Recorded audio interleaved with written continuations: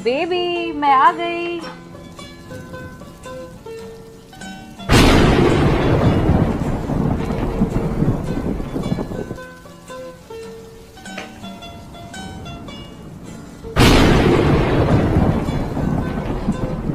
मेरे पीठ पीछे तुम ये सब करते हो, शर्म नहीं आती तुम्हें? बेशरम आदमी कहीं के मुझे चीट कर रहे हो, धोखा दे रहे हो मुझे। देखो तुम जैसा समझ रही हो ना वैसा कुछ नहीं है, तुम गलत समझ रही हो।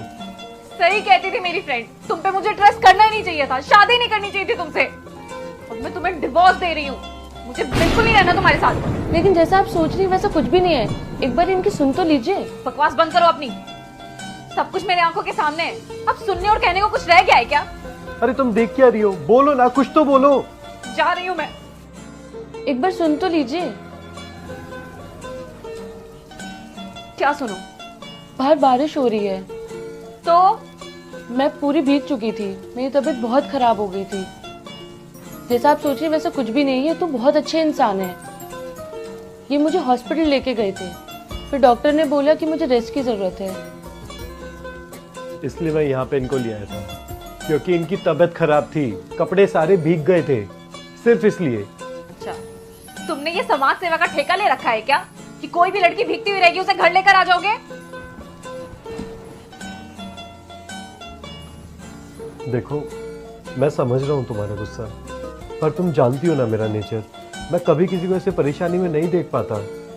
और मैंने तुम्हें कॉल भी ट्राई करी थी यार, लेकिन तुम्हारा फ़ोन ही बंद था, तो मैं क्या करता। इसलिए मैं इनको यहाँ पे लेके आ गया, और उसके बाद मैंने इनको तुम्हारी टॉवल दे दी जो तुम यूज़ नहीं करती। अरे जो चीज़ तुम यूज़ नहीं कर रही, कम से कम किसी के तो काम आएगी ना यार।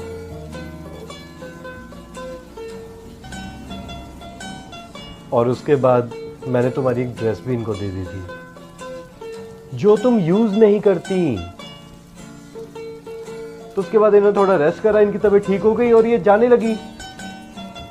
तभी इन्होंने मेरे से पूछा कोई और भी ऐसी चीज है क्या जो आपकी बीवी यूज नहीं करती।